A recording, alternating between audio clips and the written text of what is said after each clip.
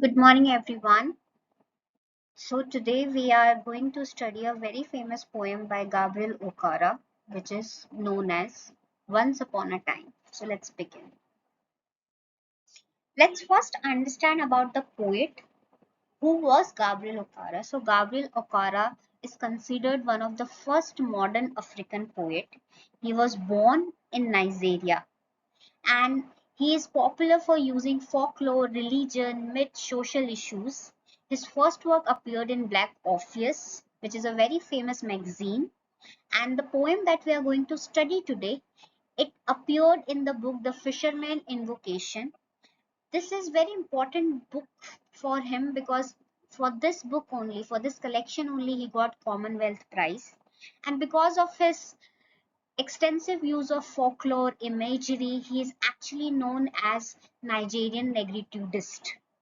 And some of his other work is The Voice, the novel that he has written, Fisherman Invocation, we already talked about, The Dreamer and His Vision. So that's basically about Gabriel Okara. He is a Nigerian poet, very famous modern African poet, and he's very popular for using folklore, religion, myth, and everything. So now let's come and understand the poem that he has written, which is prescribed in our syllabus, that is known as Once Upon a Time by Gabriel Okara. So let's go one by one. Once upon a time, son, they used to laugh with their hearts and laugh with their eyes, but now they only laugh with their teeth, while their eyes block cold eyes search behind my shadow. So यहाँ पे, first thing that you have to understand, the very title, Once Upon a Time. You remember हम बचपन में जो stories पढ़ते थे, उसकी beginning ऐसे ही होती थी, Once Upon a Time. So this very title, this very first line actually gives that fairy tale touch to this poem, that we are going to talk something about past. So that's the important thing we have to understand before we begin. And here there's a comparison. So for Once Upon a Time, son, so there's a conversation happening between parent and a son, parent and a child, and the parent is trying to tell something to the son in the way that how things were in the past and how things are in present. So there's a comparison between past and present here. So let's begin once again. So what used to happen in the past? They used to laugh with their hearts. So past may, we used to laugh with hearts, but now we laugh with teeth. So बहुत ही beautiful simple way में इन्होंने contrasting situation बताई है कि पहले लोग दिल से हंसा करते थे.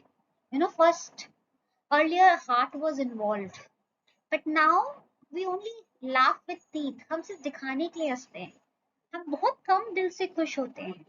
So that's a very beautiful thing that poet has put here. While their eyes block cold eyes search behind my shadow. And यहाँ पे eyes block cold eyes shows that lack of connection. जो हमारी अब जिंदगी में वो connection जो warmth थी पहले, वो cold हो चुकी है. We are no more, we no more feel that warmth inside us. Okay, so that's the first stanza. Difference between how people used to laugh earlier, how people used to enjoy happiness, and now how people are laughing, how they are experiencing happiness. Then he moves further. In the second stanza, there was a time indeed they used to shake hands with their hearts, but that's gone, son. Now they shake hands without heart, while their left hand search my empty pockets. Now the again another situation is here कि अब लोग दिल से हाथ नहीं मिलाते हैं. So now the focus is on hospitality. आपका ग्रीटिंग कैसे हो गया है कि अब दिल से लोग एक दूसरे से नहीं मिलते हैं, आप हाथ तो मिलाते हैं. We have that casual cordial greeting, we shake hands, we say how are you, so nice to meet you and all that stuff. But while we are meeting, while we are shaking those hands, what we are feeling, हमारा दूसरा हाथ most of the time क्या ढूंढता रहता है?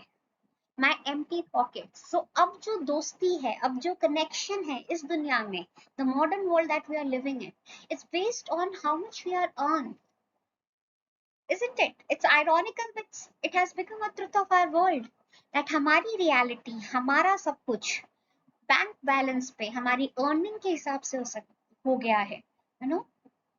So that's the another point that poet is trying to make here.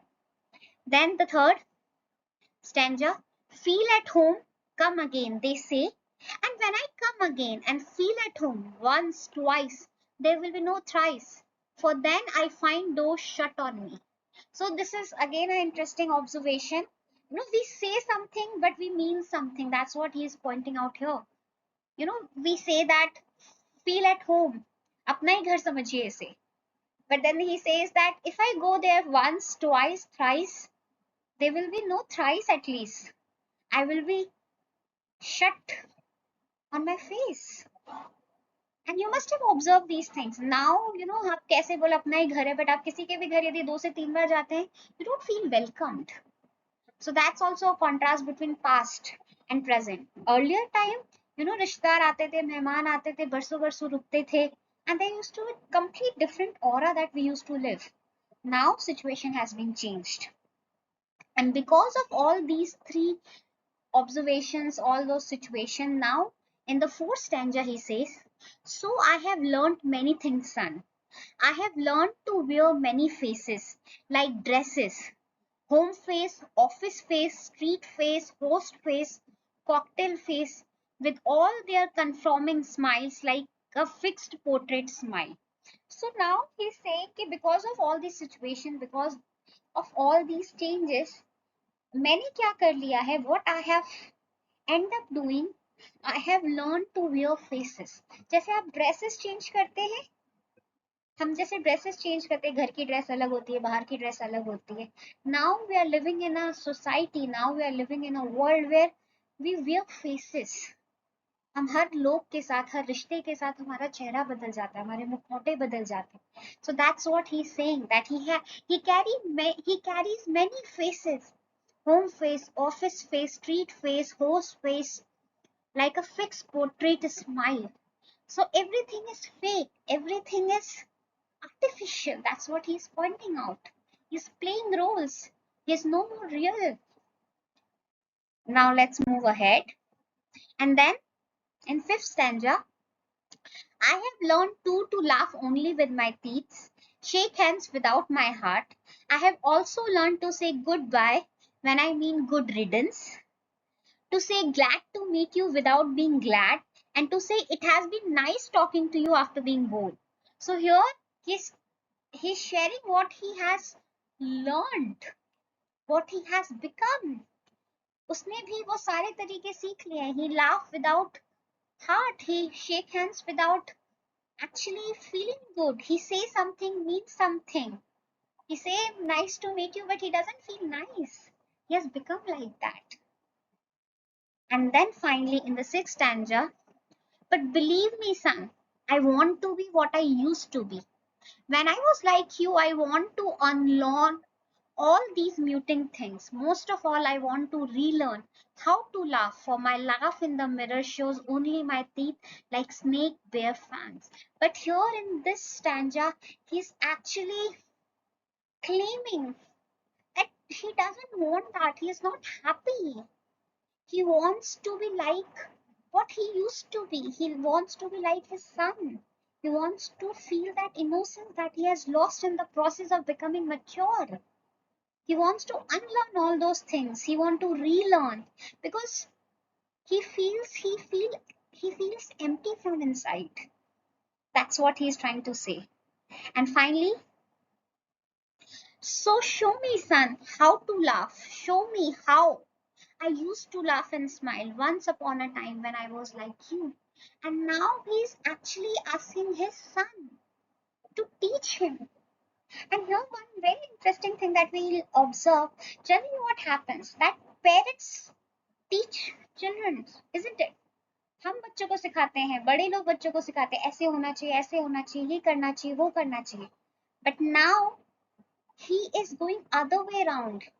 He is reversing the pattern. He's saying, you teach me your innocence because I have lost mine. And that's what he says, that please teach me the innocence, please teach me that purity that I have lost. So that's how the poem ends. Isn't it beautiful poem?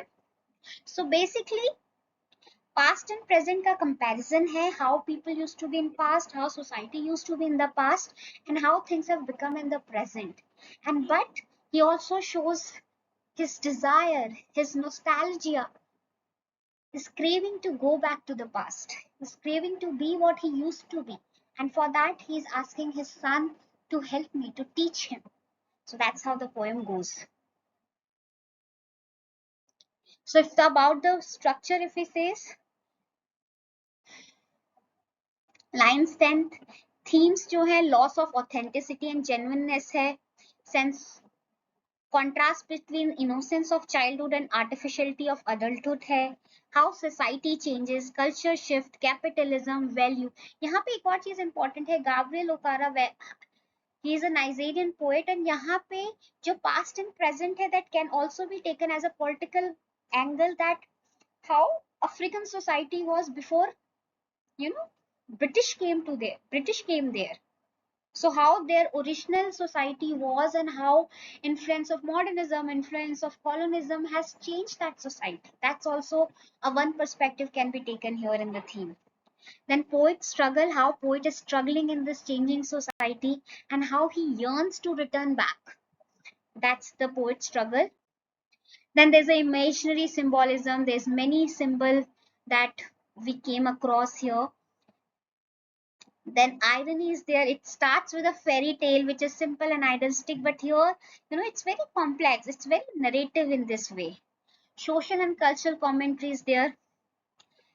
As I already said, that Western culture, how Western culture affected the native African way of life. And there's a call of authenticity, that he wants to be authentic, he wants to be innocent, he wants to go back to the past. So he wants that you should be true to yourself. He has that commentary. So if we conclude, Once Upon a Time by Gabriel Okara is thought-provoking poem that reflects on the loss of authenticity and sincerity in changing society. Through vivid imagery and nostalgic tone, the poet encourages reader to embrace their genuine self and reject the pretentious of the world that often values appearances over substance. So that's the poem all about. I hope आपको ये poem अच्छी लगी होगी, and you got to think so much, you got to reflect so much. With this, we have come to the end, and that's all from my side for this. Bye bye.